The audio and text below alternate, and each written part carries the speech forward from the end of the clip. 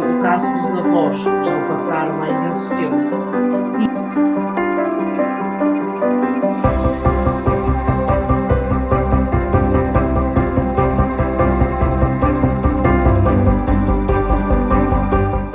Olá, eu sou a Joana Pinto, sou educadora social, especialista em acompanhamento pré-natal. Joana, considera importante para as recém-mamás encontrarem apoio de outras pessoas que tenham passado por experiências pós-parto semelhantes?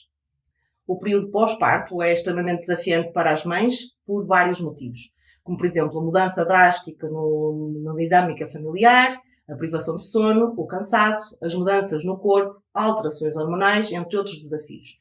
Por isso é crucial que as mães tenham um bom apoio familiar neste período. Todavia, nem sempre os parceiros ou familiares próximos compreendem estes desafios porque não os vivenciaram. Por exemplo, o caso dos avós, já o passaram há imenso tempo. E, por vezes, poderá faltar alguma sensibilidade nesse caso. Por isso, encontrar apoio e partilhar experiências com outras mães é de extrema importância, numa perspectiva de solidariedade e compreensão, e para que percebam que não estão sozinhas. Excelente, obrigada. Quais são os diferentes tipos de grupos de apoio formais e informais disponíveis para as mães durante o período pós-parto e como é que estes promovem o bem-estar emocional? Por exemplo, existem vários grupos de apoio ou até mecanismos formais para recém-mamãs em alguns centros de saúde, em centros de psicologia ou outros centros especializados no seguimento do pós-parto. Estes organizam, por exemplo, workshops, sessões de esclarecimentos, consultas de psicologia para mamãs e para os pais também, focados no bem-estar emocional e físico das mães. De uma forma mais informal, existem variedíssimos grupos de apoio e fóruns online, onde as mães podem partilhar experiências boas e menos boas e encontrar facilmente alguém que compreenda o que estão a passar. Que papel desempenham as redes de apoio informais, como as redes sociais e fóruns online, no complemento dos grupos de apoio formais às mães no período pós-parto? Estas redes de apoio informais têm um papel de extrema importância, especialmente nos dias de hoje, com um acesso bastante facilitado a ferramentas digitais.